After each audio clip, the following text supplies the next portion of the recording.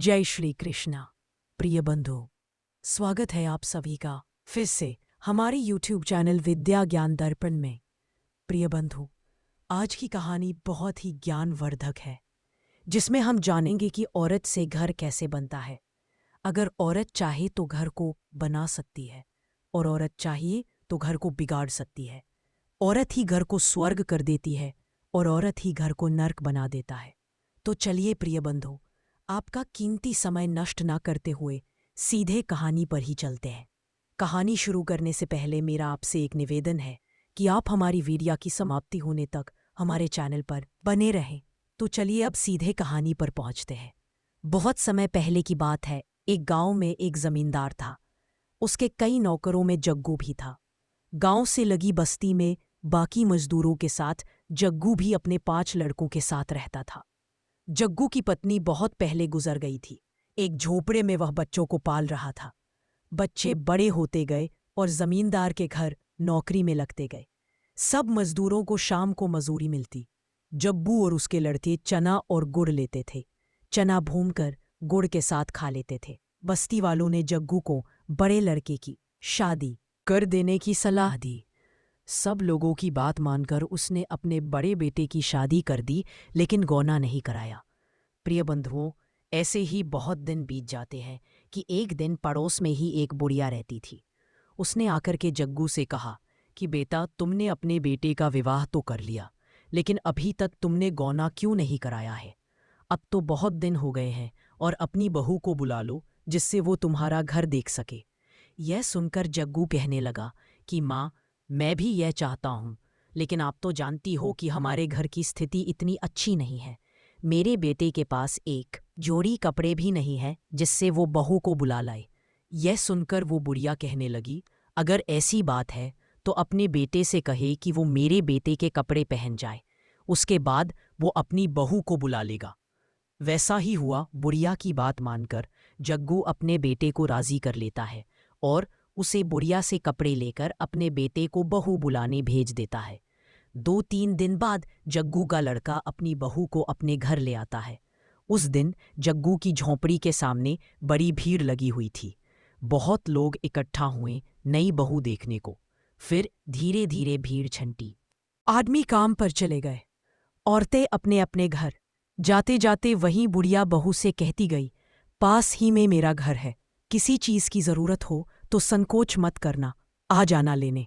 सबके जाने के बाद बहू ने घूंघट उठाकर अपनी ससुराल को देखा तो उसका कलेजा मुंह को आ गया। जर्जर सी झोपड़ी, खूंटी पर तंगी कुछ पुतलियां और झोपड़ी के बाहर बने 6 चूल्हे।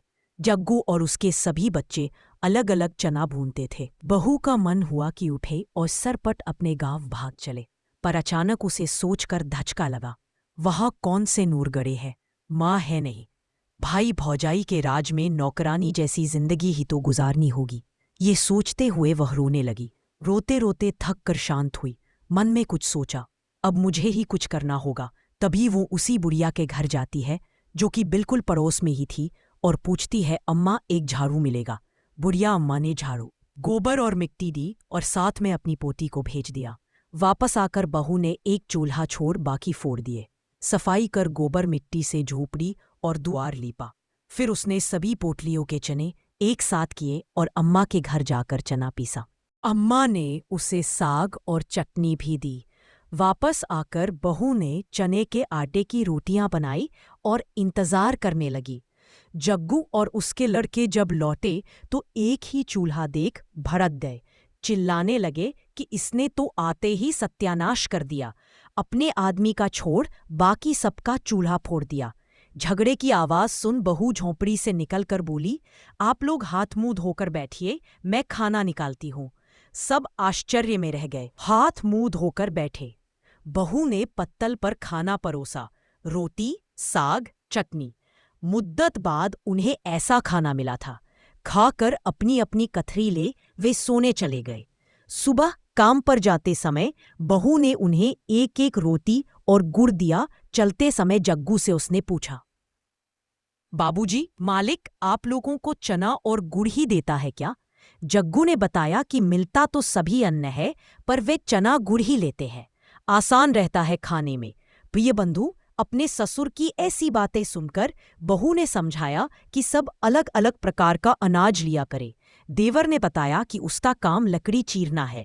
बहू ने उसे घर के ईंधन के लिए भी कुछ लकड़ी लाने को कहा और सबको अलग अलग अनाज लाने को। बहू की बात सुनकर वह सभी वहां से चले जाते हैं। इधर अब वह सारे लोग मालिक से अलग अलग तरीका के अनाज लाने लगे।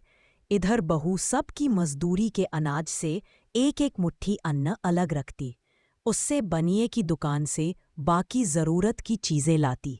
जग्गू की गृहस्थी धड़ल्ले से चल पड़ी। एक दिन सभी भाइयों और बाप ने तालाब की मिट्टी से झोपड़ी के आगे बाड़ बनाया। बहू के गुण गांव में चर्चित होने लगे। जमींदार तक यह बात पहुंची कि जग्गू की बहू बहुत ही बुद्धिमान है। उसने अपनी बुद्धिमानी से घर को बहुत अच्छे से चला दिया है। यह सुनकर वह सोचने लगा, क्यों ना मुझे उससे मिलना चाहिए। वैसे भी वह कभी कभी बस्ती में घूमने आया करता था। प्रिय बंधु, एक दिन वह जग्गू के घर उसकी बहू को आशीर्वाद देने आया। बहू ने पैर छू प्रणाम किया तो जमींदार ने उसे एक हार दिया। हार माथे से लगा। बहू ने कहा कि मालिक, ये हमारे किस काम आएगा। इससे अच्छा होता कि मालिक हमें 4 लाठी जमीन दिए होते। झोपड़ी के दाएं बाएं तो एक कोठरी बन जाती। बहू की चतुराई पर जमींदार हंस पड़ा और बोला, ठीक, जमीन तो जग्गू को मिलेगी ही, पर यह हार तो तुम्हारा हुआ। इतने में जग्गू और उसके सारे बेटे वहां पर आ जाते हैं। तभी वह जमींदार कहता है कि तुम लोग बहुत ही किस्मत वाले हो, जिससे कितनी बुद्धिमान बहू मिली है, जिसने अपनी बुद्धि से तुम्हें सब कुछ बना दिया और तुम्हारा घर इतने अच्छे से चला रही है। स्त्री ने तुम्हारे घर में आकर तुम्हारे घर को स्वर्ग बना दिया है। अगर औरत चाहे तो घर को स्वर्ग बना देती है, और अगर औरत चाहे तो घर को नर्क बना देती है। तो प्रिय बंधुओं, यही वह कहानी थी जिसमें अपने जाना की औरत अपनी बुद्धिमानी से क्या कर सकती है, वह अपनी बुद्धि का सही प्रयोग करके घर को स्वर्ग बना देती है। तो प्रिय बंधुओं, अगर आपको यह कहानी पसंद आई हो तो एक लाइक जरूर करें और हो सके तो हमारे चैनल को सब्सक्राइब जरूर कर लें। राधे राधे।